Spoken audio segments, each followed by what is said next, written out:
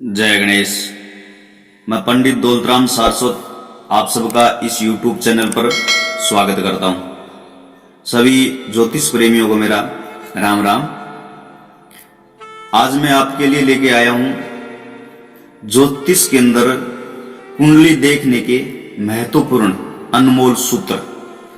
इन सूत्रों को आप अपने जीवन में उतारोगे तो कुंडली देखने में बहुत आसानी हो जाएगी, बहुत ही सरलता हो जाएगी।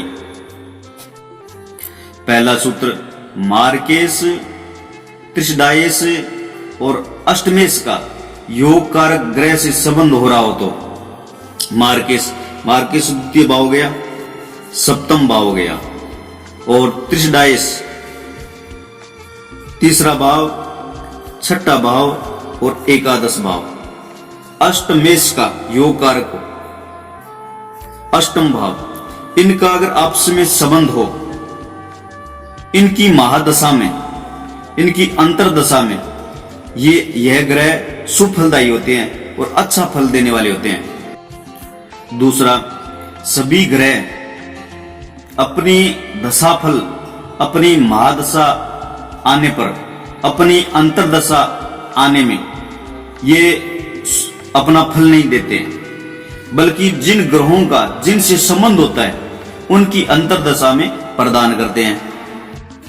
अगला सूत्र, केंद्रेश, लगन, चतुर्थ, सप्तम और दशम,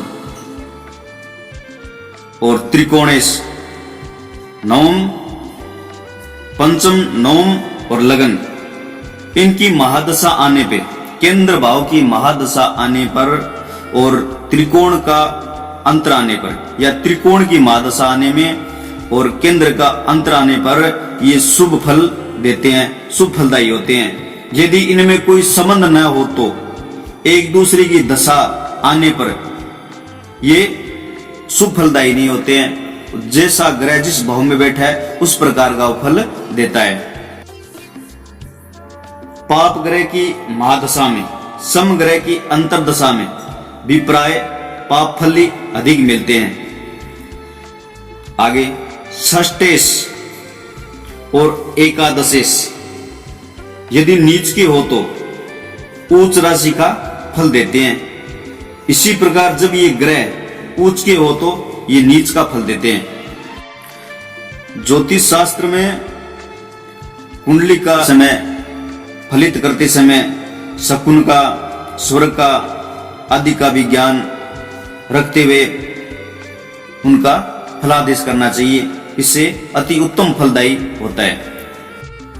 अगला सूत्र, बाधक ग्रहों का भी ध्यान में रखना चाहिए। चर लगन की कुंडली हो, लगन में चर राशि हो तो एकादशेश बाधक ग्रह है। अगर स्थिर लगन की कुंडली हो, लगन में स्थिर राशि हो तो नवमेश बाधक होता है। अगर द्विष भाव की कुंडली हो, लगन में द्विष भाव राशि हो तो ये सप्तमेश बाधक ग्रह है। इनको भी अपने ध्यान में रखकर फलादेश करना चाहिए।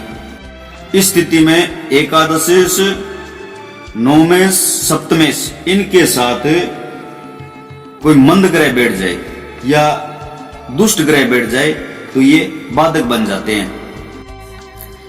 किसी भी ग्रह का फल उसकी दशा में प्राप्त होता है। यदि जीवन काल में उस ग्रह विशेष की दशा नहीं आती है तो उसका शुभाशुभ फल भी नहीं प्राप्त होता है। कुंडली में बनने वाले शुभाशुभ योगों का भी ध्यान रखना चाहिए। इनके द्वारा प्राप्त शुभाशुभ फल की मात्रा योग बनाने वाले ग्रहों के बल की मात्रा पर निर्भर होती है। फलादेश में पहले यह देख लेना चाहिए कि जीवन काल अल्प है अथवा दीर्घ है। यदि प्रबल अल्पायु हो तो बाद में जीवन में मिलने वाला फल व्यर्थ हो जाता है। अगला सूत्र, जातक के पूर्व जन्म का विचार नवम भाव से करना चाहिए और पुनर्जन्म का विचार पंचम भाव से करना चाहिए।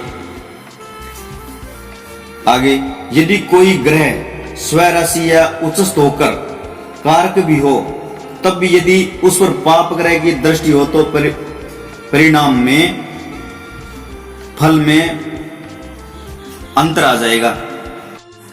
अगला सूत्र, यदि चंद्रमा सूर्य की किरणों से अस्त हो गया हो तो वह स्वयं राशि का या फिर उच्च का होने पर भी शुभ फल प्रदान करने में असमर्थ हो जाता है।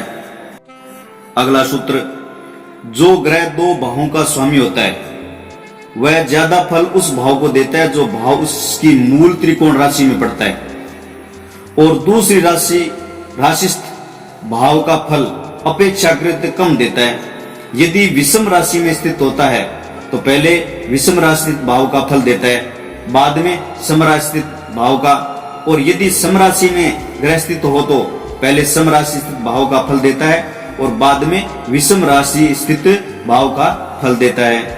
आगे, जिस ग्रह के अष्टक वर्ग में जिस भाव में शुभ बिंदुओं का अभाव हो तो उस ग्रह की दशा में उस भाव संबंधी शुभ फल की प्राप्ति नहीं होती है।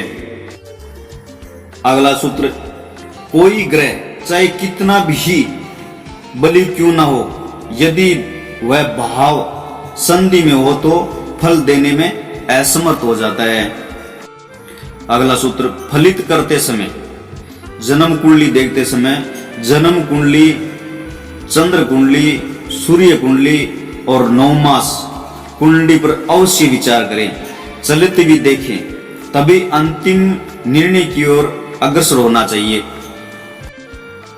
ज्योतिष से संबंधित, ज्योतिष सूत्र से संबंधित आपको यह जानकारी कैसी लगी, आप अपनी राय जरूर व्यक्त करना, और इस चैनल को अभी तक आपने सब्सक्राइब नहीं किया है तो कर लेवे, और जिसने पहले से कर रखा है उनको बहुत बहुत धन्यवाद। और इस वीडियो को आप ज़्यादा से ज़्यादा शेयर करें, लाइक करें, जो भी ज्योतिष प्रेमी है उन तक ये पहुँचे तो वो अपना सदुपयोग करेंगे, सीखने को लाभान्वित होंगे। जय माँ भारती, जय गणेश।